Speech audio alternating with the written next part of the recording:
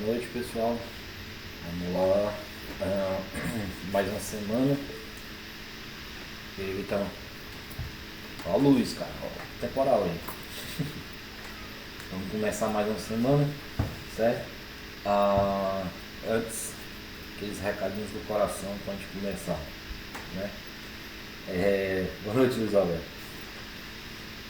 Mari.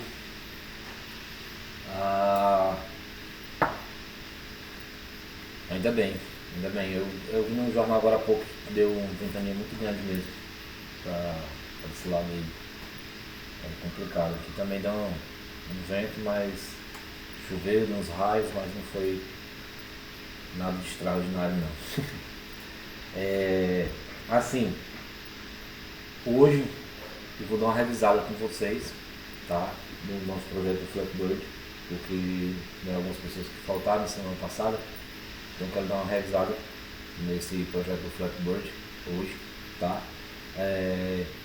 Também hoje a gente praticamente já vai finalizar ele, certo? Porque a gente vai criar aquela randomização dos canos, vai criar a verificação de colisão. Até o presente momento a gente só tem a verificação de colisão com o nosso sensor, né? Para poder gerar a pontuação. Aquela dica que o Ale deu semana passada foi sensacional, tá? Então eu já percebi até um outro problema mais na frente sobre aquelas questões de carregamento de variáveis globais no main, né? Então a gente vai revisar essa parte também do nosso main.lua que ele apresentou pra gente, certo? E lembrando que amanhã começa as nossas aulas de mentoria, né? Amanhã vai ser... gravando sem botar na tela principal, ainda que não apresentei nada, só o áudio. Então, amanhã vai ser nossa primeira aula de mentoria, certo? Aqui está marcando como mercado de tecnologias, né? Mercado de tecnologia. Vamos conhecer os ecossistemas e as empresas tech de Santa Catarina. Então, como a Cleusa falou, essa parte aí é com o pessoal da RH do Bem, que são os recrutadores, né? Que vão vir, vão apresentar, fazer toda essa preparação. Então amanhã a gente não tem conteúdo, tá? Conteúdo essa semana a gente vai ter hoje. Amanhã é a mentoria. Na quarta-feira a gente está iniciando. Vou pincelar algo a respeito dos spreadsheets, tá? Porque ficaria curto para a gente ver só nessa segunda parte da aula. Então, para adequar o nosso cronograma, hoje eu vou dar uma revisada no que a gente já fez, tá? Vou apresentar, vamos fazer a criação dos canos randômicos, tá faltando de fazer, tá? E vamos adicionar também as colisões finais, né? Função de reiniciar o jogo, músicas e alguns detalhes, tá? E aí eu vou aproveitar para esse tempo que a gente vai acabar tendo no final da aula, provavelmente após o intervalo, a gente bater um papo a respeito de inteligência artificial, tá? Eu vou mostrar também alguns sites para vocês sobre buscas de recursos para jogos, né? Vocês já irem conhecendo para quando a gente for desenvolver o nosso projeto, a gente já ter ali mais ou menos uma base para a gente poder fazer pesquisa, certo? Vou falar também sobre GitHub, meio superficial, mas para o pessoal que não conhece mesmo, tá? Começar a se ambientar com essa questão do GitHub, que é bem importante hoje em dia.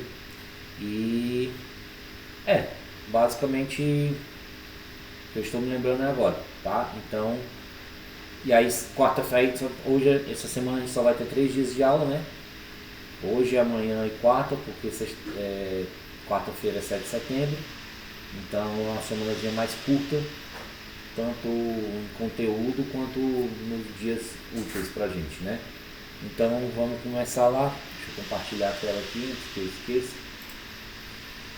Tela cheia, deixa eu tirar aqui, não tem necessidade, mas beleza, tela cheia, vamos lá. Então, vamos abrir nosso velho VS Code.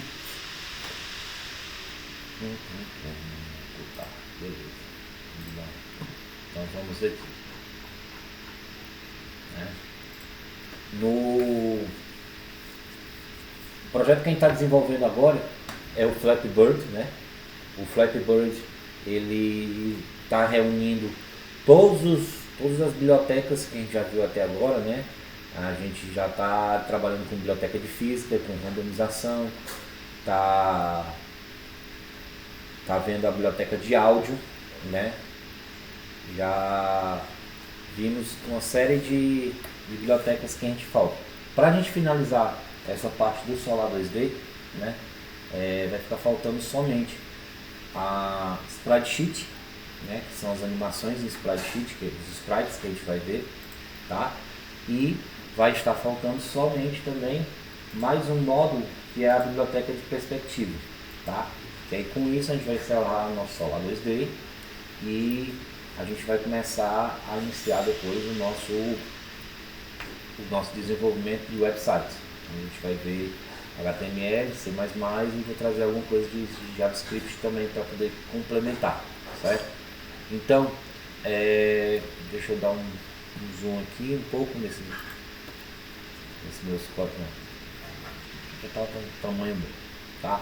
Então a gente, ultimamente, né, a gente tem também trabalhando com cenas, né? Os nossos últimos projetos todos foram com cenas, né? Então, nesse nosso último jogo que a gente está desenvolvendo não foi diferente. A gente está utilizando cenas, né? Esse daqui teve menos cenas do que o nosso primeiro, que a gente trabalhou com cenas, que foi o do Quiz Flag, né?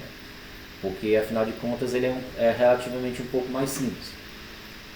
E eu escolhi essa opção do Flatbird também para poder mostrar na prática como fica essa questão da física em si. É um saco, a gente vê a teoria, mas aí fica bem mais interessante quando a gente começa a aplicar aquela teoria na prática, que é o que nós estamos fazendo ultimamente, tá? Então, no nosso main.lua, né, nós fizemos a chamada da biblioteca do Composer, certo? Aí, ao longo desses dias, encontrando esses bugs, o Ale passou a seguinte informação pra gente, que a forma com que a gente estava dispondo o nosso código estava fazendo com que algumas informações não fossem carregadas de forma satisfatória, da forma que a gente queria, tá? Então a gente viu que, no primeiro momento, tinha sido a fonte que não estava carregando direito. A gente acabou colocando ela como local na nossa cena de jogo e depois voltamos para o main.lua como global novamente, né? Porque ele simplesmente me lembrou da seguinte coisa, que eu vivo falando para vocês. O nosso Lua, o Solar 2D, quando ele faz a leitura de cima para baixo. Então, quando ele vai fazendo essa leitura e ele se deparava com a seguinte questão do Composer Go to Scene, então meio que ele ignorava tudo o que tinha após do Go to Scene, porque afinal de contas ele, quando chegava fazendo chamada da biblioteca com a ação de enviar para a próxima cena, tudo que ficava depois disso não estava carregando a contento, né? Então a gente fez uma adequação, certo? De declarar todas as nossas variáveis globais entre aquelas primeiras declarações que a gente faz, porque quando a gente criava o nosso main.lua, basicamente a gente fazia a chamada da biblioteca do Composer, né? E já logo em seguida, tipo, removia a barra de status e colocava a cena inicial, né? Logo depois, porque a gente sabe que o main, ele não é uma cena, ele não se trata de uma cena, ele é basicamente o nosso gatilho que vai indicar qual cena vai iniciar o nosso jogo. No nosso jogo anterior, que era o do Quiz, a gente tinha uma tela de carregamento. para depois entrar para a célula do menu. Aqui nesse Flatbird, como eu já falei, ele é mais simples, né? Então a gente tem a nossa cena de jogo e tem a nossa cena início. A cena início, ela basicamente ela faz a função do carregamento e do menu, e a cena de jogo ela já exibe uma tela de derrota, vai ter um reinicio automático com atraso, isso que a gente vamos desenvolver durante o dia de hoje, entendeu? Então, só reforçando o que o Ale trouxe para nós e alertou a respeito disso, e ficou perfeito, né? A gente tem que fazer a declaração das nossas variáveis globais antes de enviar, antes de chamar a nossa próxima cena, certo? Outro ponto também interessante que eu andei vendo algumas documentações, fui chamar a atenção no dia pelo Luiz Alberto, tá? Em relação à questão da gravidade, de gravidade da Terra ser 9.8, até brinquei dizendo que eu era de humanas, tá? Estava corretíssimo. E depois o Luiz Roberto, também checando a documentação do Solar 2D, eu observei que foi feita uma atualização recente, e agora sim, na nossa documentação do Solar 2D, eles utilizam a gravidade da Terra como 9.8 milissegundos, 9.8, né, no eixo Y, certo? Então, é esse ponto que eu queria agradecer e corrigir para os demais colegas, tá? Que realmente a gravidade da Terra no Solar 2D agora, padrão, é 9.8. Então, quando a gente vai colocar o set gravity, certo? Você vai ter o eixo X e o eixo Y. No nosso eixo Y, se a gente quer trabalhar com a gravidade da Terra, a gente tem que colocar 9.8, tá? Então ficaria X com nada, né? E 0 no caso, e vírgula 9.8 seria a gravidade Y, para poder a gente continuar, tá? Só um minutinho, gente. Meu amor. Beleza. Desculpa, gente. O meu gato aqui tá dando uns escândalos. Ele tá muito chateado por causa da chuva. Vamos lá. Não, passou o dia inteiro já rateando aqui. Porque essa régua é isso mesmo. Então vamos lá. Então, como eu falei, foi ver até que era o termo, é o meu que é escandaloso mesmo. Então, gente, é 9.8, tá? Só agradecer aí pessoal que foi atrás e me deu esse toque também, tá? Então, finalizando essa parte do main aqui, no main.lua, né? Nossas variáveis globais, no caso de quando a gente está trabalhando com cenas, devemos sempre declará-las antes do GoToScene, né? Antes de dizer qual a cena que ela vai trabalhar. Beleza, em .lua, tranquilo, certo? No nosso início do nosso jogo, né? Quando a gente começou a desenvolver ele aqui, fizemos nosso projeto, nossas declarações padrões iniciais, né? Que foi fazer a chamada da biblioteca do Composer, né? Criar uma nova cena e criar a função de criação de cena, passando sempre o evento, né? Fazendo a criação de cena com o evento e utilizando o self view. Feito isso, a gente sabe que tem aquele nosso end final, né? Que a gente dá um enter, vai jogando até o final. E ao final a gente cria um event listener, né? Criando a cena e dando retorno na cena, para que ele pudesse ficar visível. Tudo isso a gente viu já quando a gente estudou bibliotecas de cena, certo? Então, durante o desenvolvimento aqui do nosso jogo, a gente criou por padrão também as nossas variáveis de posição, x e y, ou meio x, meio y, que facilita, né?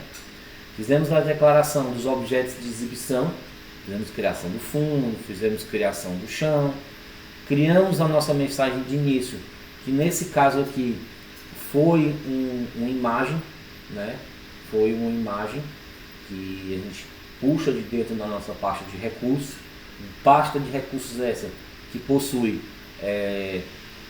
as imagens, ela possui os áudios, né? Ela possui uma fonte personalizada que também já criou, né? E são os áudios, fontes e imagens, exatamente, áudios, fontes e imagens. E fizemos, né? Eu acabei deixando isso aqui a mais, mas foi sem querer, gente. O carregamento da nossa música. No caso do carregamento da nossa música, nós vamos fazer o carregamento dessa música hoje, né? É um dos tópicos que a gente tem para completar o nosso projeto hoje. Então essa parte aqui, eu tinha até acabado de tirar, mas a gente passo agora bem direitinho com vocês para poder revisar também essa questão da música, tá? Deixa aqui o início aqui por enquanto. Criamos a função, né, para iniciar o jogo com o event phase, certo? Que foi a seguinte forma, certo? O nosso jogo, a gente viu que ele inicia com aquela telazinha do Flatbird e ele tem uma opção de tipo toque para iniciar. Obviamente, se a gente vai utilizar um toque, a gente vai ter que verificar o nosso toque de entrada. Por isso que ele tem como condicional verificar se nossa fase de evento é início, né? Ou seja, begun. Então, ele vai chamar o Composer Routine, que é o que faz com que envie ele faça a troca da nossa cena atual para uma cena nova, no caso, cena do jogo, certo? E a gente sabe que toda vida que a gente chama a gente já viu que toda vez que a gente chama o nosso Composer GoToScene, né, a gente pode passar alguns parâmetros esses que a gente viu até agora, que é a questão do tempo de transição, né, sempre milissegundos, e o efeito que a gente vai utilizar. Nesse agora a gente está utilizando o slide left, né, que ele puxa da esquerda para a direita. Ele faz assim, ó, quer dizer, da direita para a esquerda, certo? E por último, executamos nosso áudio, né? Áudio.play. Dentro dos parênteses a gente vai chamar a nossa variável global referente ao áudio de transição, que já foi previamente cadastrado no nosso main.lua, certo? E, obviamente, toda vida que a gente cria uma função com um evento, tudo mais, a gente tem também que adicionar o nosso event listener, né, nosso escutador de eventos, para ele poder executar a função iniciar jogo através do toque. Por isso é colocado touch, né, que é toque, e o iniciar o jogo para poder ele executar a função iniciar jogo, certo? Beleza, tranquilo, calma aqui. A única coisa que eu vou rever aqui com vocês agora, teria de fazer agora, que eu esqueci de retirar, que como eu sempre testo, seria a questão que vocês adicionem aí no de vocês, certo? Essa declaração aqui, que é exatamente a declaração do carregamento da música, certo? A gente viu que músicas a gente faz um carregamento diferente, né? A gente faz através do load stream, certo? Mas nesse caso em específico aqui, eu não precisei colocar o load stream porque a música era relativamente leve, tá? Então eu coloquei audio.play, tá? Selecionei qual a música que eu ia colocar, que era o áudio música, também declarado como variável global, certo? E os parâmetros que eu passei para elas foram os seguintes, certo? Channel 32, a gente viu que o Solar 2D ele tem 32 canais, então eu posso escolher entre esses 32 canais qual dos canais eu quero que aquele meu áudio, eu quero que aquela minha música pertença. Para quê? Sempre que eu coloco um áudio, um áudio tipo efeito sonoro, certo? Ou música em um canal, eu posso depois fazer com que eu aumente ou diminua o volume dele, certo? Eu tenho como trabalhar isso, que é utilizando exatamente essa próxima opção, que é o áudio set volume, tá? 0.5 é o volume que eu quero para o meu áudio, e aí seria 50% do valor da música. A gente sabe que geralmente músicas são mais altas, são mais baixas do que os efeitos sonoros, né? Porque ela fica tocando ali de fundo, certo? E aí eu tenho que passar, quando eu digo Audio Set Volume, eu tenho que passar após o volume que eu quero, eu tenho que dizer entre chaves, né? O canal que eu quero definir aquele volume. No caso, eu tinha definido a minha música no canal 32. Se eu quero que ele toque com 50% de volume, eu tenho que depois informar que ele também está no canal 32. Sendo assim, o Solar 2D tem como identificar a quem a gente está fazendo referência, que quer só 50% do volume, certo? E aqui em referente ao loops, é porque o loops 0 ele vai ficar repetindo, é a interação dele, certo? Ele vai ficar repetindo a música. Então, essa parte aqui, ó, carregamento da música, se vocês quiserem copiar aqui, ó, vou jogar no chat. Eu declarei logo após a mensagem de início, tá? Então, basicamente, vai ficar assim.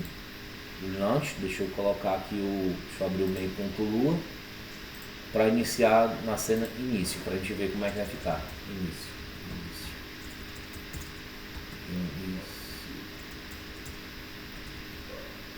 Salvei.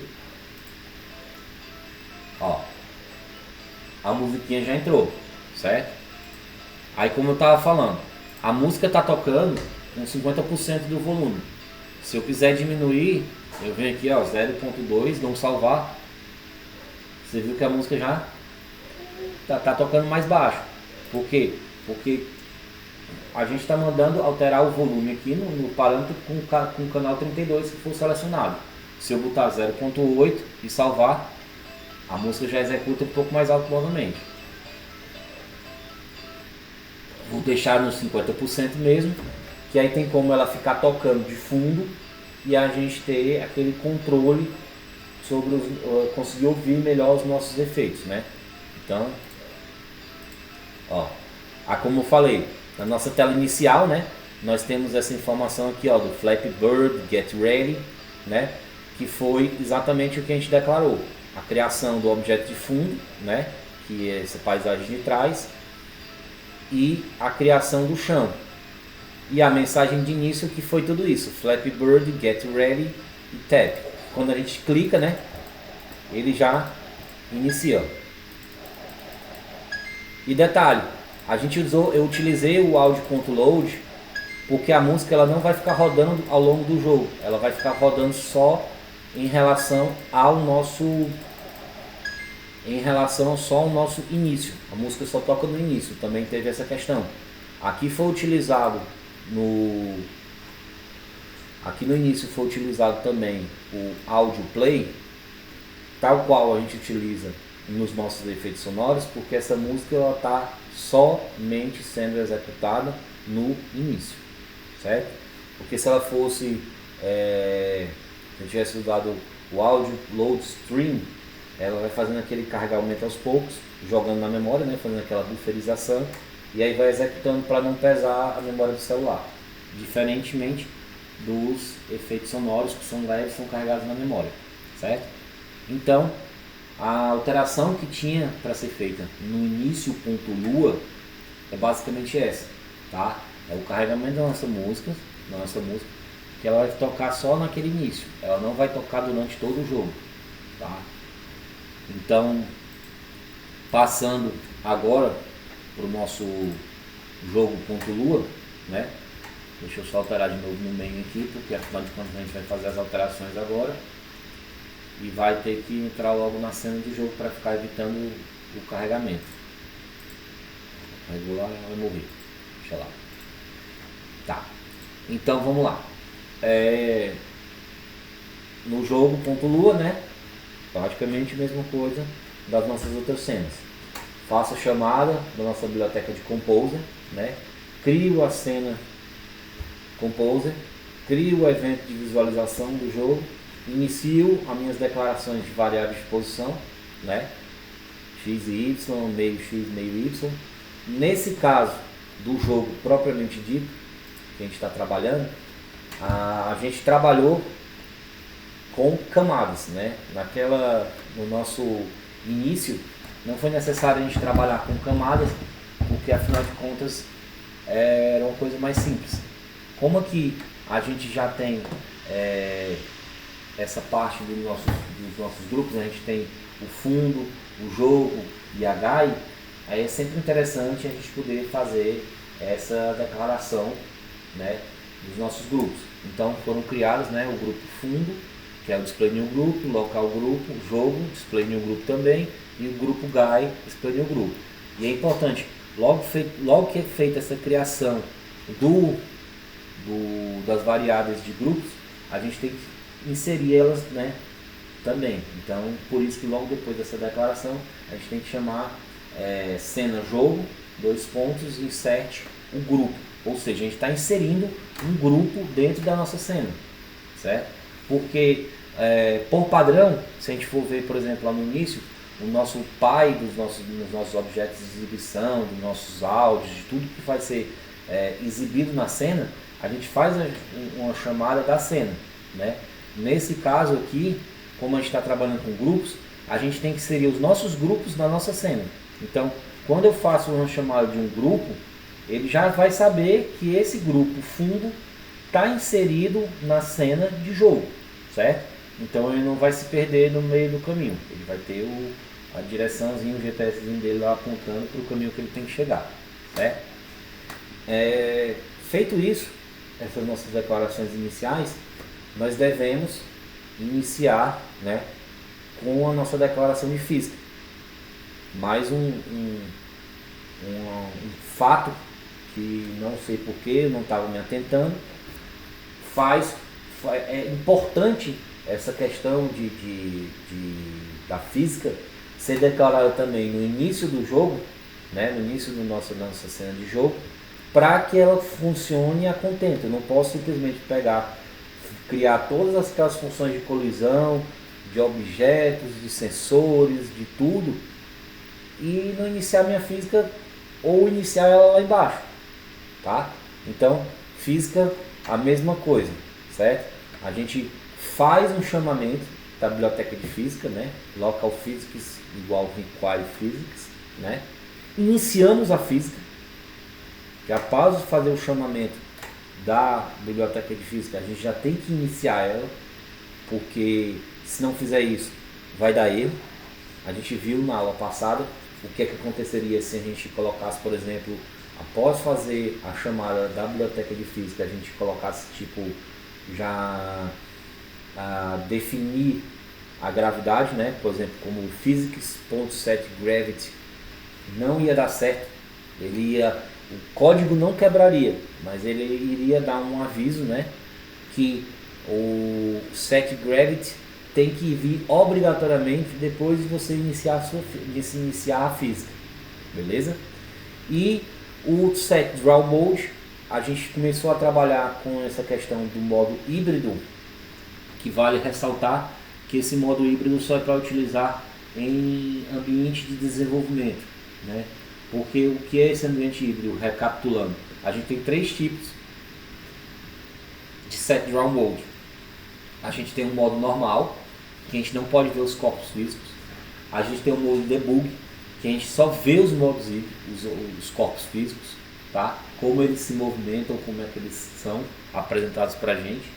E a terceira opção, que é o modo híbrido, que ele faz uma demonstração do objeto de exibição junto com o seu corpo físico.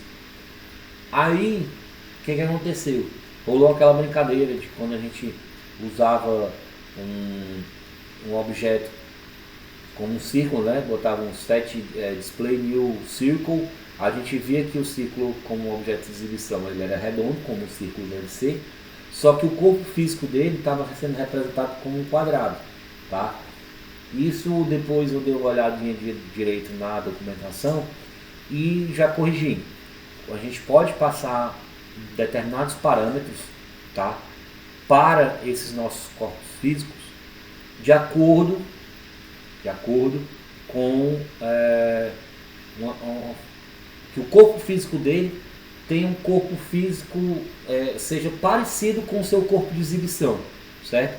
Então assim, ó, No caso do nosso personagem que a gente está utilizando, que é um pássaro redondo, em vez de a gente ficar utilizando ele com um corpo físico quadrado, foi adicionado a ele um parâmetro chamado radius, né? Que é aquele que a gente já viu que quando a gente usa o tamanho do raio. Então eu consigo transformar ele num objeto circular. O corpo físico dele torna-se circular.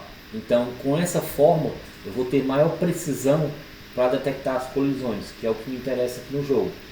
Detectar as colisões, que são entre ele o cano e o chão, que isso faz com que você perca o jogo, né, da game over de imediato, você não perde vidas, não tem um sistema de vidas, tá? E quando ele passa através dos sensores, aí sim, esses sensores eles vão gerando uma pontuação, tá? Então eu tenho como corrigir isso, a gente vai ver aqui até mais na frente. Fizemos a declaração das variáveis, tá? A variável vivo, que vai determinar, que vai ser muito importante para determinar o funcionamento do jogo, porque vão ter funções que vão ser chamadas somente se o personagem estiver vivo, e vão ter outras funções que vão ser executadas quando o personagem estiver morto. Uma variável booleana que trabalha só com true ou false, né? E já declaramos também a nossa variável de pontos, iniciando com 0, e aí à medida que ela for passando, ela vai adicionando mais 1 e atualizando essa informação, né? A dos canos e dos sensores, certo? Fizemos nas nossas declarações, as nossas declarações de imagens, certo? Nós fizemos elas em tabelas, porque a gente já viu que facilita demais o nosso uso a gente usar tabelas, porque a gente não vai ficar passando essas informações grandes, como a gente fez, por exemplo. A gente não vai ter lá no local, quando a gente for declarar, por exemplo, uma imagem, a gente vai chamar por imagem, ponto, jogador e vamos dizer um índice. No caso aqui, por exemplo, você tem aqui as imagens do jogador, né? Então é imagens, ponto, jogador. A tabela principal é imagens. Ponto, jogador é uma subtabela dentro da tabela imagens. E dentro da tabela imagens a gente tem aqui essas três subtabelas, né? Que são as três subtabelas. Tem a jogador, fundo e canos, tá? No caso da gente aqui nesse jogo, a gente até optou depois por uma randomização, né? Para dar aquela dinâmica que a gente viu que a randomização é bacana, que cria toda esse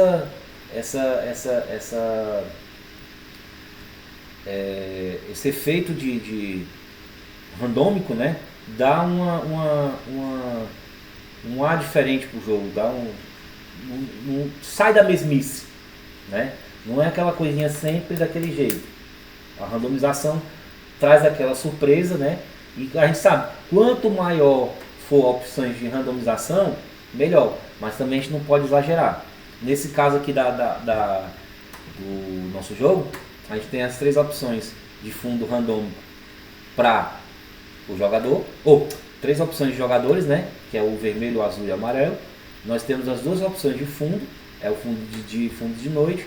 E nós temos duas opções de canos. Inclusive a dos canos a gente não fez. Hoje a gente vai complementar também essa questão dos canos. A gente está trabalhando somente com os canos verdes. Hoje a gente já vai trabalhar com essa questão da randomização, que hora vai ser um cano verde, hora vai ser um cano vermelho. Porque afinal de contas também nossa lógica, nossa função, as funcionalidades todas já estão todas criadas, tá? Então vocês vão ver que lá na frente, a quem já estava aqui nas aulas viu, isso facilitou bastante, porque em vez de eu colocar recursos imagens bluebird.png, não, eu vou só colocar imagens.jogador.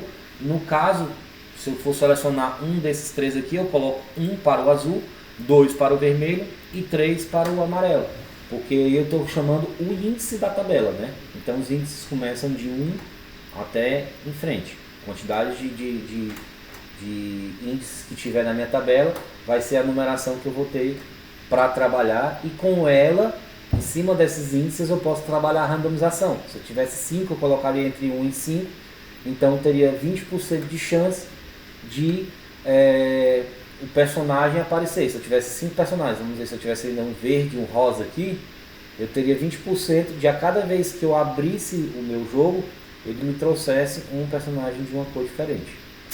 Tá? A mesma coisa com o fundo, nós temos os dois fundos, né? índice 1 e índice 2, e canos, índice 1 e índice 2, com o vermelho e o verde. Tá?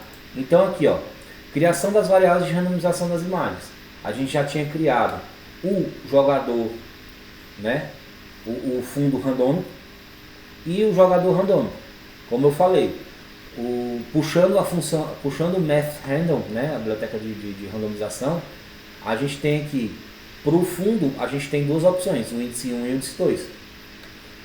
Aqui, já para o jogador, como a gente tem 3 índices declarados, eu posso botar uma randomização de 1 a 3. E aqui eu vou adicionar, já logo aqui embaixo, eu vou criar uma outra variável local, chamada cano randômico, certo? Eu vou criar o cano randômico para a gente poder fazer essa randomização em relação ao nosso cano, tá? Ó, então, local, cano, randômico, isso, cano randômico, math, ponto, random, e aí ele vai perguntar os nossos parâmetros, de tanto a tanto. No caso aqui vai ser de 1 a 2, porque eu só tenho 2 canos, são 2 índices que eu tenho lá. Beleza.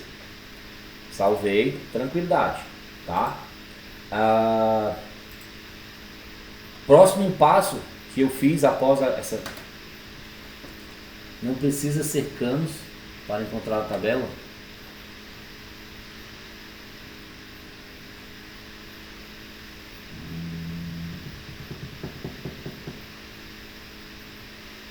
É verdade, está em plural. Só confirmar aqui.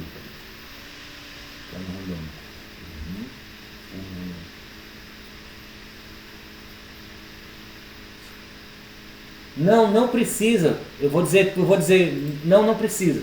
Não precisa, sabe por quê?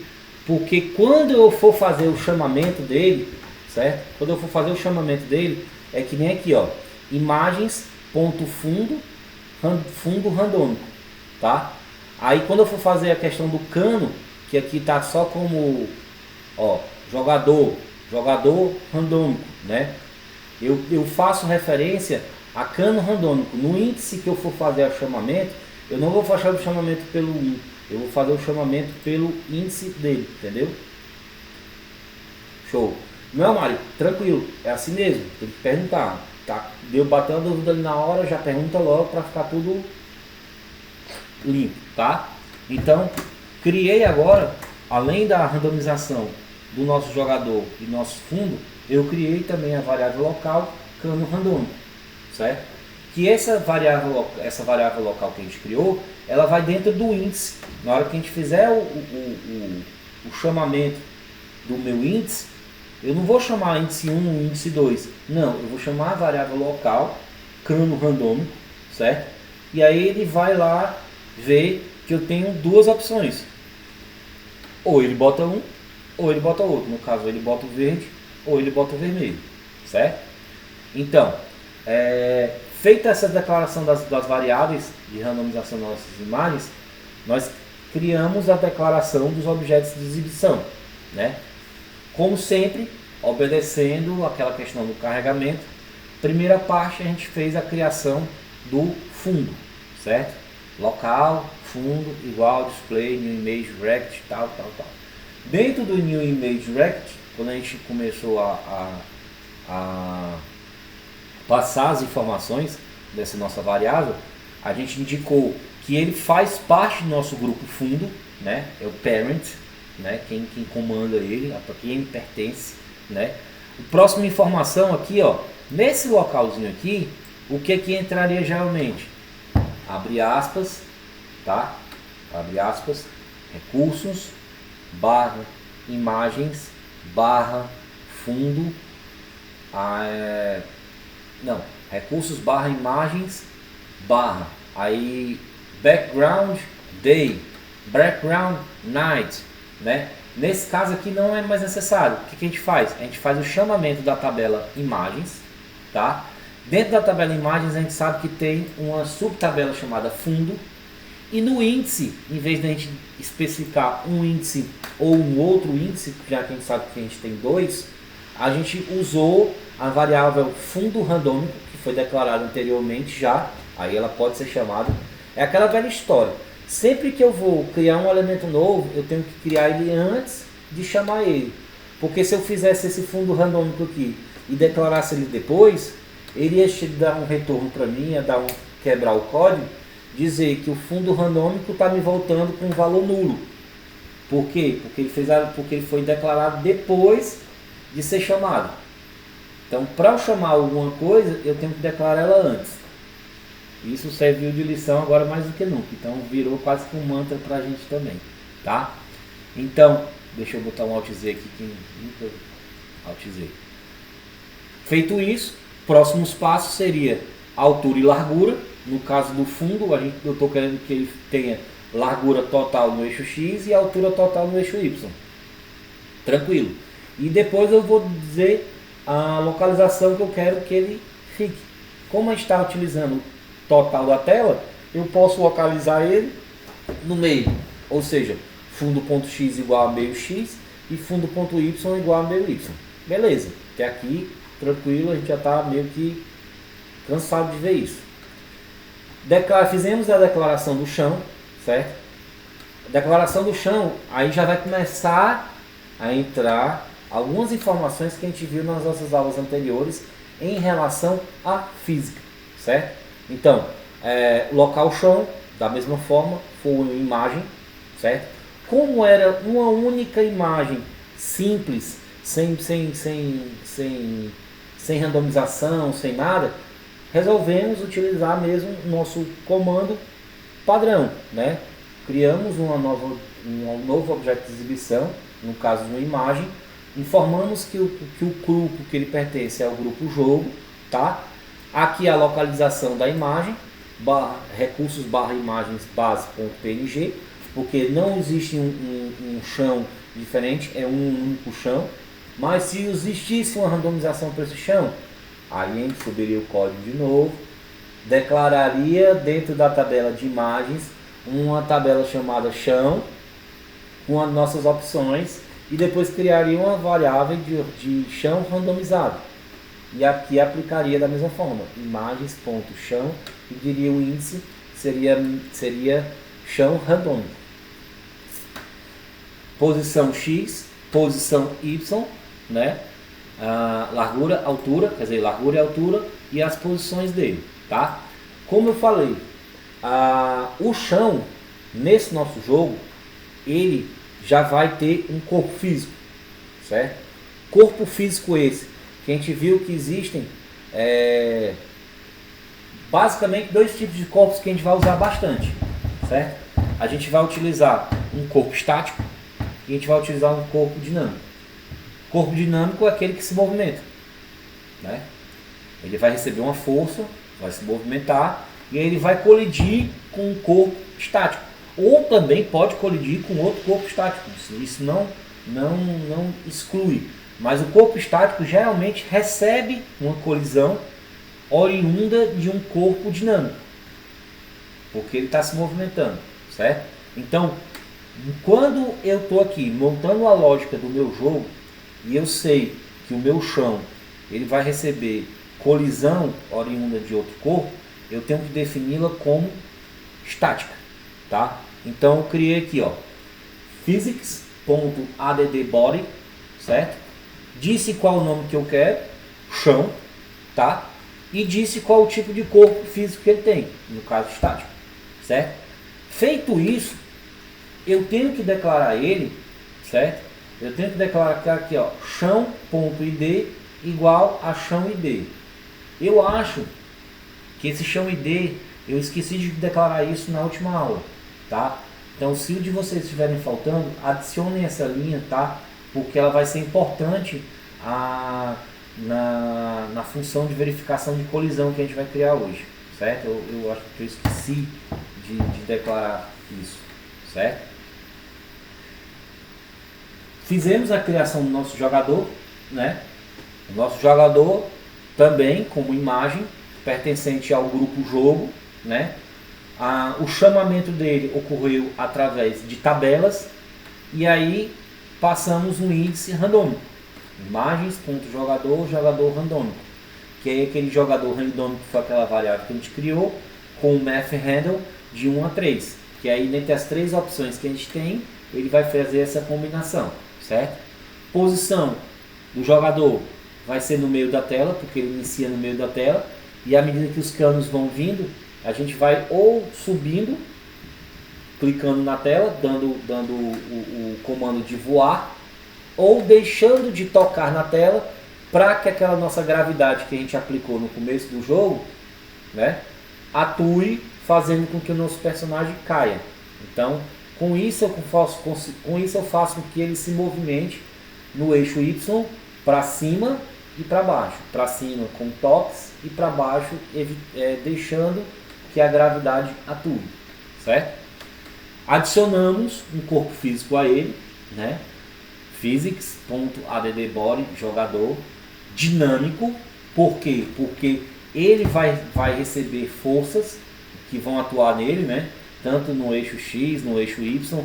Isso vai depender da forma com que eu disser que eu quero que ele me movimente. No caso, nesse meu jogador, ele vai só receber força no eixo Y, né? E voltando àquela questão que eu falei do corpo físico, aqui ó, eu adicionei esse parâmetro radius, né, igual a 80. Por que 80? 80 foi o valor que eu encontrei mais próximo que o meu corpo físico não ultrapasse, não atrapalhe na jogabilidade, tá? Então eu poderia ter colocado um pouco menos, um pouco mais. Isso vai depender do nosso objeto de exibição, né, que é o jogador, a imagem do jogador. Então eu coloquei um radius de 80, que ele ficou dentro da minha imagem do jogador, certo?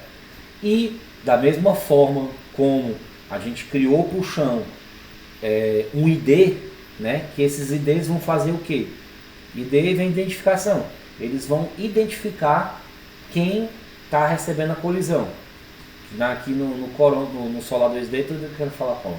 Aqui no Solar 2D, ele consegue verificar se A bateu em B ou se B bateu em A, né? Por isso que quando a gente vai fazer uma condição de verificação, a gente sempre tem que incluir as duas possibilidades, do A bater em B e do B bater em A. A gente só faz inverter as posições na hora de declarar a condição, tá? Então sempre que a gente declarar um corpo físico, a gente tem que gerar um ID para ele para poder fazer a verificação das colisões lá na frente, tá? E no caso desse jogador, a gente criou um rotation de 30 para fazer com que ele fique virando, olhando para baixo. E aí a partir do momento que a gente cria movimento para ele, por que foi feito isso? A gente ainda não viu, né, sprite sheet, as animações que até eu mandei para vocês nos recursos, né? Porque isso é uma coisa que eu vou fazer já provavelmente na quarta-feira. A gente viu que nessas imagens tem aquele nosso personagem feio que dói. Cadê ele? Bird Sprite Sheet, tá? Que são as folhas com os sprites. Cada carinha desse aqui é conhecido como um sprite, tá? É uma animação. E aqui no caso uma folha de animação é um sprite sheet, tá? A gente vai ver também todos esses termos ainda durante essas nossas aulas, tá? Então aqui, no caso dele, eu criei uma rotação de 30 para que o personagem entre assim, mas ele já vai entrar assim, meio que caindo, fazendo esse movimento. Então quando ele subir, ele já vai dar uma olhadinha para cima, para dar uma sensação de que ele está se movimentando, né? Só que a gente vai ver que quando a gente começar a utilizar os sprites, eles vão dar essa sensação de movimentação bem melhor do que uma rotação, tá? Executamos também, próximo passo que foi feito, foi a criação do texto na tela, certo? Foi criada a variável local textos ponto, né, que ela vai exibir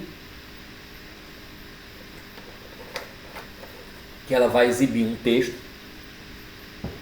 esse que vai pertencer ao grupo GUI, que é aquele que a gente já viu que o grupo GUI é aquele, fazendo a velha referência com o bolo, ele é a cobertura, né? Então é a camada de cima.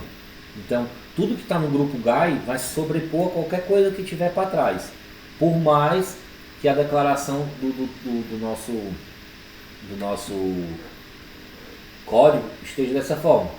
A gente geralmente já organiza o nosso código de uma forma de que não se sobreponha, mas como ele está pertencendo ao grupo GUI, ele mesmo tivesse declarado em outro ponto, ele ia sobrepor, que seria o grupo de camada, tá? Então, ele pertence ao grupo GUI, ele vai puxar, o texto que ele vai puxar vai ser referente ao texto que eu indiquei lá em cima na minha variável pontos. Ou seja, na minha variável pontos, quando eu declarei aqui no primeiro momento, ele vai iniciar a tela com 0. Que aí, à medida que ele for ganhando ponto, né, ele vai passar a função. Vai pegar o ponto, vai adicionar 1, vai mandar puxar de novo e exibir na tela. Toda vez que a gente passar pelo sensor, ele vai ganhando ponto, tá? Eu quero que ele fique no meio do eixo X, tá? 10% do eixo Y. Fonte. Aqui, geralmente a gente colocava new, né? Hoje não, a gente já coloca fonte, que é a nossa fonte personalizada que foi declarada lá no nem.lua, certo? E 200 é o tamanho da nossa fonte. Beleza. Criação das funções. Primeira função que a gente primeira função que a gente criou foi a movimentação do jogador, né? Criamos a function voar, tá? Passamos para ele dentro daqueles parênteses um event. Toda vez que a gente passa um event é porque a gente vai ver uma fase de evento, tá? Então, quando criamos a nossa condição, a gente criou a seguinte coisa: se a evento de fase for begun, porque vai ocorrer um toque de entrada, e end, a nossa variável vivo for igual a true, ou seja, o personagem está vivo, né? Porque ele tem que fazer essa diferenciação. Quando ele morre, não tem mais o que fazer. Morreu, morreu. Colidiu com o chão, colidiu com o cano, ele vai pegar essa variável vivo, vai se transformar em false, né? E vai impedir da gente dar continuidade no jogo. Depois de ter morrido, continuar tocando na tela e o personagem movimentando, tá? Então é por isso que é importante ter criado essa variável de verificação, né? A variável booleana, ou é sim ou é não, ou é true ou é false, né? Então, ele estando vivo, então ele execute o jogo, ou execute o áudio.play, aí o áudio voar, que já foi declarado como variável global também lá no nosso main, tá? E aí, o que acontece? A gente vai aplicar ao nosso jogador, certo? Que já foi criado essa variável jogador lá em cima, aqui ó,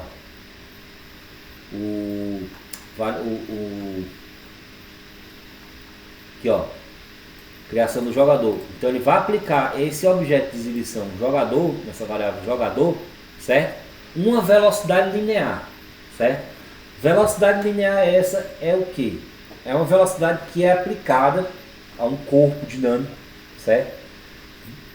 Como a gente está trabalhando em 2D, ela pode ter uma velocidade sendo aplicada no eixo X e no eixo Y, certo? Velocidades aplicadas de forma positiva, ou seja, de 1 até a quantidade que você quiser no eixo X, vai movimentar o jogador para a direita. Velocidades negativas aplicadas no eixo X vai fazer com que ele vá para o outro lado, vá para a esquerda.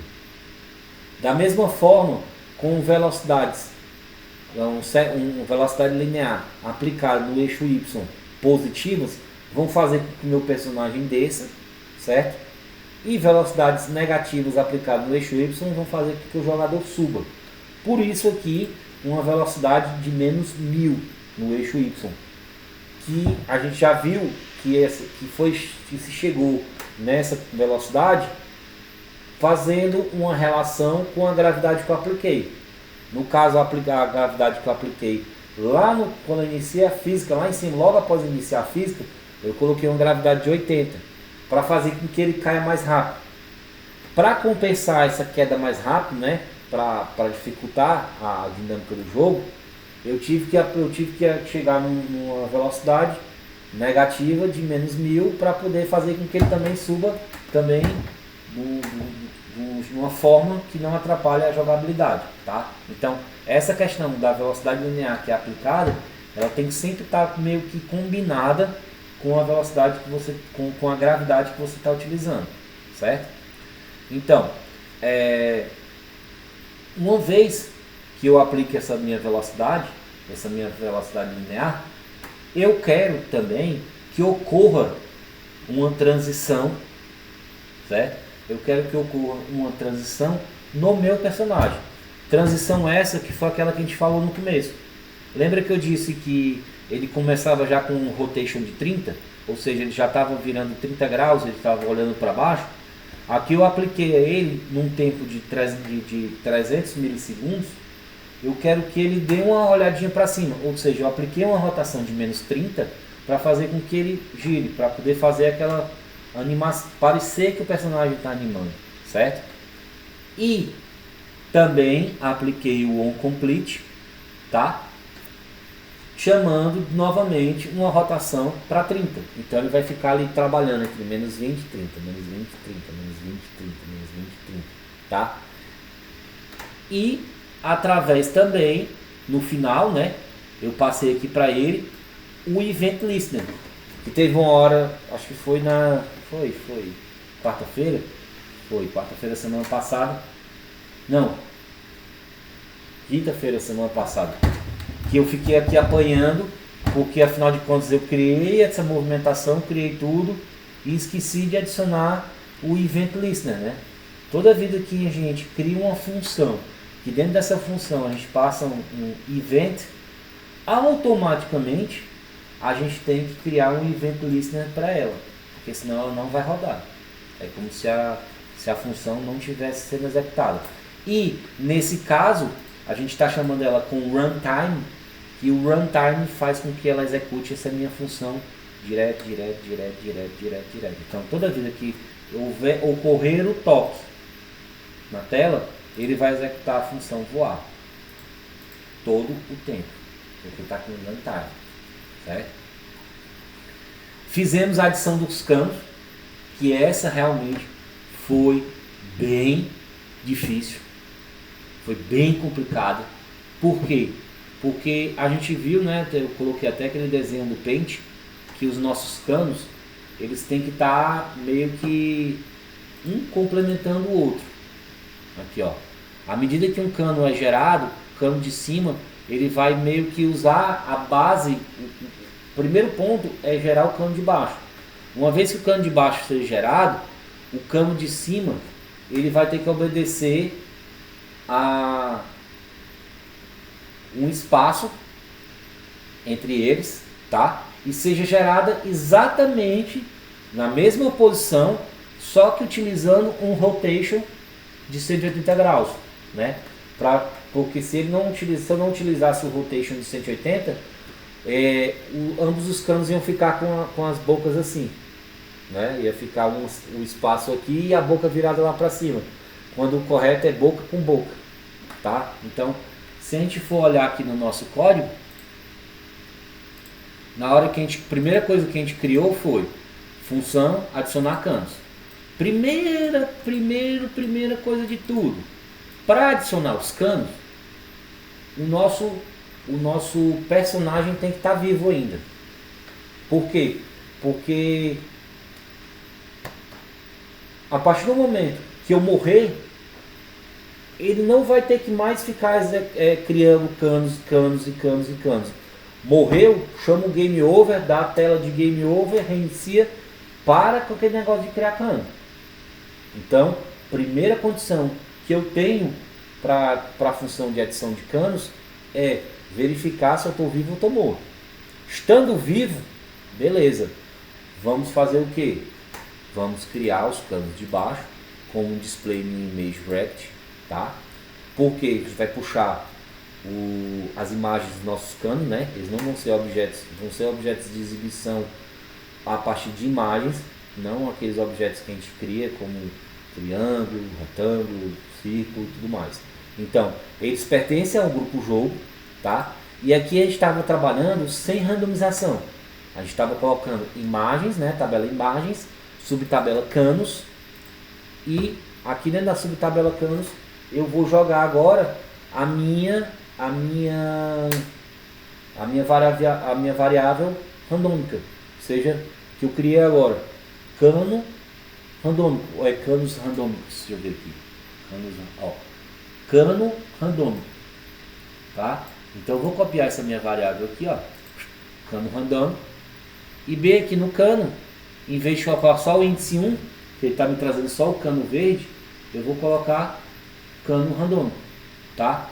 A mesma coisa eu vou fazer aqui no cano de cima, que ele também está me puxando só o cano verde. Eu vou jogar minha variável cano randômico para que ele me gere canos aleatórios. Uma hora vai ser o cano verde, outra hora vai ser o cano vermelho. Quando eu salvar aqui, ó, vê um verde. Deixa eu reiniciar, ver se vê um vermelho. Verde de novo. Ó, já está vermelho. Tá vendo? Ele já trouxe o cano vermelho. Já está ocorrendo essa randomização. Uma hora ele vai me trazer um cano verde, hora ele vai me trazer um cano vermelho. Por isso, Mari, que não tem necessidade aquela questão do que você tinha me apresentado lá, a questão é cano, só é cano. Na hora que eu criei a variável, eu posso colocar com minúsculo, tá? Mas o que contém dentro da variável, eu tenho que fazer referência se estava com S, sem S, bem direitinho o caminho, tá? Então, como a gente criou essa nossa opção de variável de cano randômico, você tem que substituir ambos, Vitor. Ó, primeiro a gente substitui aqui, ó, cano baixo, tá? E aí quando a gente chama imagens.canos e diz que o índice é a variável cano randômico, tu tem que fazer a mesma coisa aqui no cano de cima, ó. Cano randômico também. Pode ser que tu tenha substituído só do cano de baixo e não no cano de cima também. Tem que substituir nos dois. E acontece. Segunda-feira, né? A gente ainda tá meio zoado. Então, é essa questão, tá? O do Vitor aí, como ele falou, professor, o meu mudou só o cano de baixo. É porque você tinha que ter mudado também no cano de cima, tá? E aí serve até de alerta, para quando às vezes a gente vai fazer um reaproveitamento de código, a gente tem que ver bem direitinho se a gente substituiu aquelas informações que tinham. A gente pode até utilizar aquele nosso queridão comando, né? Quando a gente clica aqui, ó, a gente clica aqui, ele seleciona e a gente dá um Ctrl D, né? Ó, Ctrl D selecionou um, Ctrl D selecionou outro. Então aqui eu tenho os dois canos randômicos selecionados. Então se eu mudar o texto aqui desse cano randômico, ele muda os dois ao mesmo tempo e aí facilita a nossa vida. Só que toda vida que a gente faz esse reaproveitamento de código, a gente tem que estar sempre ligado para ver se não está errando alguma coisa, tá? Então, a posição que eu quero, a largura e a altura dele, né? Eu defini a largura e a altura dele e ali vem um fato, certo? Cano baixo, a posição X inicial dele, certo? Ele vai começar em 1.2. Por que 1.2? Matemática pura, certo? Assim, ó, se eu digo que eu quero que o cano inicie em X vezes 0.5, eu quero que ele inicie no meio da tela, certo? No caso daqui, eu estou passando um valor para ele 1.2. X vezes 1, eu ainda estaria dentro da tela, certo? Porque eu estaria dentro do meu eixo X. A partir do momento que eu passei X vezes 1.2, eu estou querendo que esse meu cano seja criado fora da tela. Ou seja, ele está além do que eu estou conseguindo visualizar. Tá aqui, ó. 1.2, ele tá, a gente está vendo que ele está vindo de fora para dentro. Ou seja, ele está ele tá a 20% além do meu eixo X. Então ele está sendo criado fora e depois vai ser lançado através de uma transição para 20% fora da minha tela. Como é que se ficou no código? Aqui, ó. Na hora que eu criei um transition, tá? Ele vai trazer ele dessa posição inicial fora da tela, que é o X vezes 1.2, e tá me jogando com um X negativo. Lembra que eu falei daquela questão da força? Aqui também é a mesma coisa, se aplica também. Quando eu utilizo valores negativos para o meu X, eu estou diminuindo, eu estou trazendo ele da direita para a esquerda, certo? Então eu estou dizendo que eu quero 20% para fora da minha tela. Então eu vou trazer ele de 20% fora da minha tela da direita e depois vou jogar ele para 20% fora da minha tela na esquerda. Que aí vai dar esse efeito para a gente de transição, de que os canos estão passando, né? Nosso personagem ele está fixo. Quem está transicionando são os canos. E o personagem aqui só trabalhando no eixo Y e os canos trabalhando no eixo X. É muita onda, mas é base. E aqui, essa questão da posição do nosso cano Y, certo? A gente está utilizando uma randomização para quê? Para que ele me exiba, né, o cano de forma aleatória. Uma hora ele vai estar aqui, uma hora ele vai estar mais em cima, uma hora ele vai estar mais embaixo. Então ele vai estar sempre criando canos com tamanhos diferentes, certo? E aí eu cheguei à conclusão que o mínimo que ele podia ser exibido seria a 65% da tela, certo? E o máximo seria 5% fora da tela, tá? Que aí isso me daria alturas para eu poder trabalhar com esse cano. Por isso que eu fiz o Math Random, né? Eu randomizei essa minha localização do cano de baixo, tá? E tal qual todo corpo físico, eu vou adicionar para ele, tá? Physics, add body, cano baixo, estático, certo? Faltou um ponto, certo? Que a gente esqueceu de adicionar aqui, foi o ID do cano. Lembra que eu falei que eu achei que tinha esquecido de adicionar algo ao nosso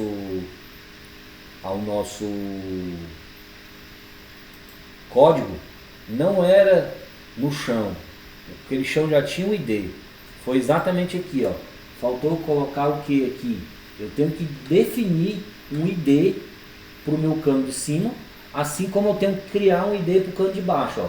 O cano de baixo já tem o ID dele criado, ó. Cano cima. Eu vou fazer o que? Eu vou copiar aqui e logo após adicionar o corpo físico ao meu cano de baixo, eu vou simplesmente trocar aqui, ó. Vou botar cano baixo. Baixo. Opa, cano baixo. Ponto ID. Ele vai ser chamado de cano baixo ID. Cano baixo. Pronto. Tá? Então, adicionei o meu corpo físico para ele, né? Como cano baixo. E o tipo de corpo físico estático. A gente já viu que ele vai receber colisão. Quem vai colidir com ele? Nosso personagem. Certo? Então, cano baixo ponto ID igual cano baixo ID. E lá quando a gente for criar a função de colisão, eu tenho que chamar esse carinha aqui para verificar a colisão entre ele e o meu personagem. Certo? No Transition Tool, certo? A mesma coisa, como eu falei, num tempo de 3 segundos e meio, ele vai trazer lá daquele meu eixo X de 1.2 fora da tela para um eixo de 20% fora da tela, certo? E logo depois ele vai ter que executar o onComplete, uma função anônima, display remove cano baixo. Por que, professor, eu tenho que criar essa função para remover os canos de baixo? Lembra que hoje em dia a gente fala tudo memória. Memória, memória, memória, memória, consumo de memória. O que que iria acontecer? A partir do momento que eu criasse esses canos, eles iam tecnicamente desaparecer a partir do momento que eles passassem para 20% fora da minha tela, né? Eles iam aqui para a esquerda, eles iam ficar 20% fora. É exatamente isso. 20% fora da minha visão. Não quer dizer que eles não vão deixar de existir. É basicamente tu pegasse aqui, varresse a sala, tua mulher mandava assim, ô Gustavo, vai varrer a sala. Aí tu pegava toda aquela tua poeira que tu encontrou e arrastasse para debaixo do tapete, ó. Ela não vai ver mais a poeira, mas a poeira vai continuar lá. É a mesma coisa aqui dos canos. Tu não vai ver mais os canos, mas os canos vão continuar lá. Só que ao invés tu levar uma bronca da tua esposa porque tu jogou poeira para debaixo do tapete, nesse caso aqui tu vai levar uma bronca do usuário porque o teu aplicativo vai consumir muito recurso, vai consumir muita memória. Então eu tenho que executar essa função anônima no onComplete para quê? Para que ele remova, ou seja, display.remove o cano baixo, tá? Então, a partir do momento que ele deixou de ser visível para mim, ele completou aquela transição, ele vai executar uma função anônima de remover o cano de baixo, para evitar sobrecarga de memória, tá? Embaixo, certo? Na parte de baixo, pro cano de cima, é basicamente um aproveitamento de código, tá? Nós vamos fazer praticamente um aproveitamento de código. Local cano cima, display new image rect, grupo jogos, imagem, canos, trazendo o índice de cano randômico da nossa variável randômica, num valor de uma largura e altura de 20% do eixo X e 80% do eixo Y, tal qual estava de cima, certo? O cano de cima ponto X vai ser igual ao cano de baixo X, porque um está complementando o outro, certo? A posição. E o cano de cima Y vai ser igual ao cano de baixo menos o cano de baixo com a altura de multiplicado de 1.22. Esse cálculo aqui, ó, a gente vai diminuir a altura, tá? Menos o cano baixo, que ele está fazendo referência, vezes 1.22 da altura dele. Com isso, a gente vai conseguir fazer aquele espaço que a gente criou entre os canos, tá? Exatamente esse espacinho assim, esse cálculo aqui, ó, do radius, menos, ele vai tirar da altura da altura do cano de baixo, o Y, né? E vai dar isso. O rotation, né? Vamos aplicar um rotation de 180, que, como eu falei, se a gente não aplicar o rotation de 180, ele vai ficar um cano meio que em cima do outro, ó. Aí, como ficaria feio. Ó, aqui você tem a boca, aqui você não tem a boca. Então, por isso que foi aplicado o rotation de 180 graus para poder ficar visivelmente bacana, tá? Então, essa é a questão do rotation aqui, tá? Por último, adicionar o nosso corpo físico, tá? Que é o cano cima estático, porque ele vai receber também uma colisão do nosso corpo dinâmico, que vai ser o nosso jogador. E também temos de adicionar o cano cima ponto id igual ao cano cima id para fazer a verificação das nossas colisões, certo? Quando a gente for criar a nossa função de colisão, ele também vai ter um papel importante dele, tá? A transição da mesma forma que ele já observou lá em cima, certo? Só que agora vai transicionar o cano de cima também no tempo de 3.500 milissegundos, saindo para um eixo negativo do X, 20% para fora da tela. e também chamando o onComplete, removendo os canos de cima. Passou dos 20%, remove o cano de cima, remove o cano de baixo, show de bola, não consome memória de ninguém, fica lindo e maravilhoso, né? Então, na última aula, o que foi que a gente criou? Além de ter feito a nossa criação dos nossos canos e tudo mais, na última aula a gente criou o sensor. O sensor, a gente colocou esse sensor entre os canos para exatamente, a partir do momento que ocorra uma colisão com esse sensor, ele atualize a nossa variável de texto. Texto esse que é exibido lá em cima com a pontuação, tá?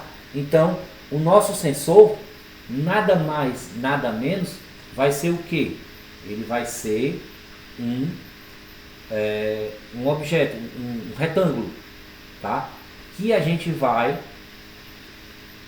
fazer o quê?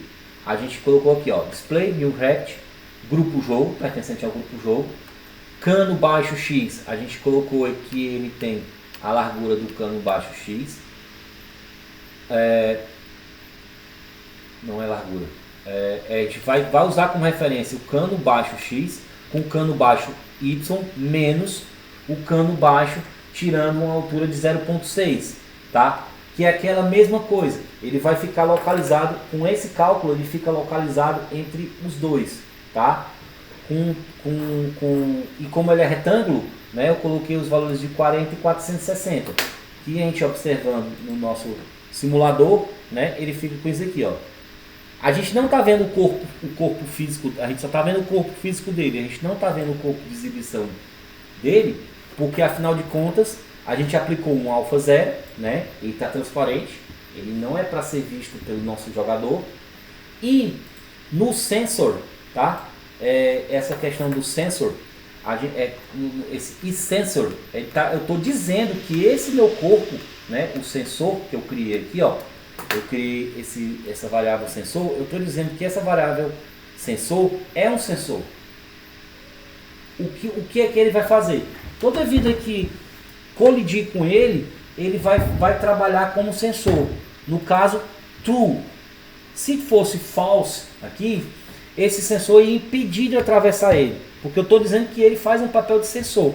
Ele tem um único papel, único e exclusivamente detectar quando algum corpo dinâmico ultrapassa ele. Então, passou ali por ele, ele tem que estar true. Se ele tiver false, ele vai impedir a passagem do corpo dinâmico através dele, tá? E, obviamente, criamos também, né, um sensor ID para ele, para poder verificar a colisão.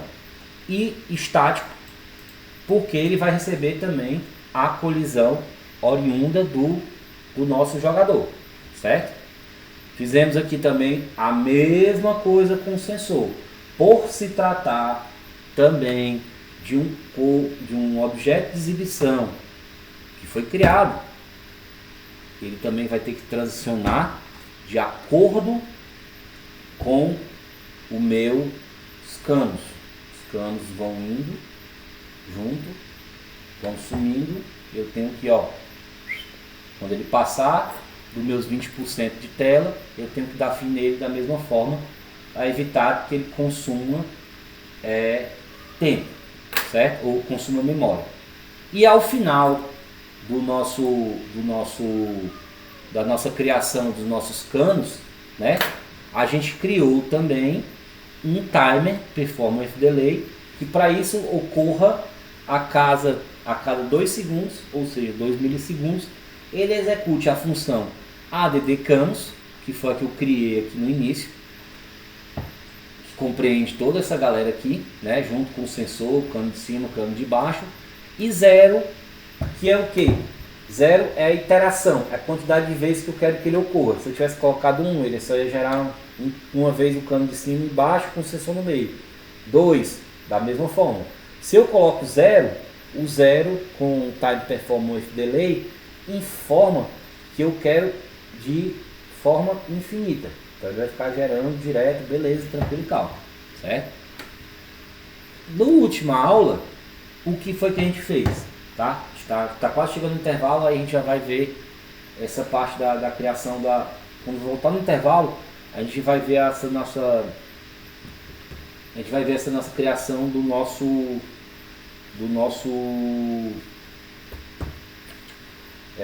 colisão, a função de colisão e função de reiniciar, que ela é até rapidinha. A gente está com base aqui, tranquilidade para ver tudo aqui, vai dar bem certinho.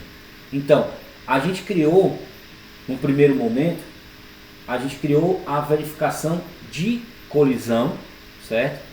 Com o sensor, certo? Então aqui, ó, dentro dessa verificação de conclusão, a gente criou a function verifica colisão, certo? Passamos um evento. Aí lembra, passei o evento, qual a primeira coisa que eu vou fazer? Tenho que criar um event listener.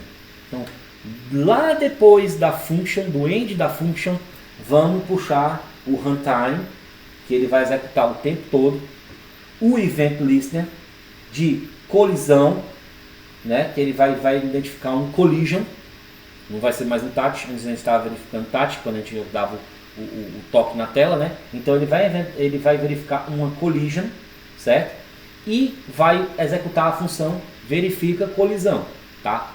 Na nossa função verifica colisão, o que é que nós colocamos aqui? Só para a gente refrescar antes de ir para o intervalo agora, que é basicamente isso que está faltando.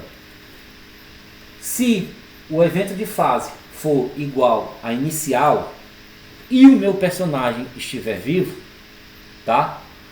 Eu tenho essas duas variáveis que eu criei, o objeto 1 e o objeto 2, que guardam informações que são event.object1 e event.object2, tá? Que eles vão ser acionados logo mais. Ou seja, então, se o objeto 1.id for referente ao jogador ID e o objeto 2 for referente ao sensor ID, ou o objeto 1id seja o sensor ID e o objeto 2 seja igual ao jogador ID, aquela história, A bate com B e B bate com A. Eu tenho que observar todas as possibilidades, porque, como eu disse, tem hora que a gente não vai saber se foi o jogador que bateu ou foi o sensor que recebeu o impacto. Então a gente tem que verificar tudo isso. Então é importante você colocar as duas condições que você está analisando, A em B, B em A, tá? Então toque o áudio de pontos, né? Pegue a minha variável pontos e passe ela novamente mais 1, ou seja, minha variável pontos inicial é 0, mais 1, ela vai virar 1.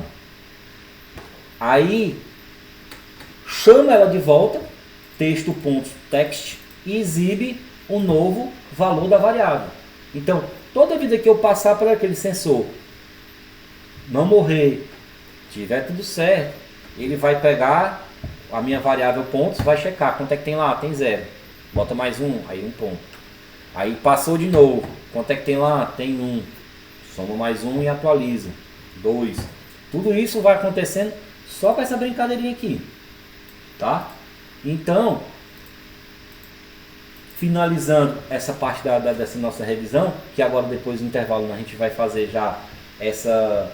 Nós vamos criar as colisões e vamos criar a função de reinicialização. A gente já criou as músicas, tá? E já passamos alguns detalhes para poder deixar o nosso projeto certinho, certo? Então, é isso. Alguma dúvida? Tá tranquilo, né? Até aqui de boa. O que a gente vai criar agora, após o nosso intervalo, vai ser basicamente o quê? A gente vai criar a função de colisão, certo? Show de bola. Criar a nossa função final de colisão, que vai ser o quê? Vai ser uma função que ele vai verificar a colisão no cano de cima, no cano de baixo, ou se o nosso personagem bater no chão. Que essas três possibilidades dão game over pra gente, tá?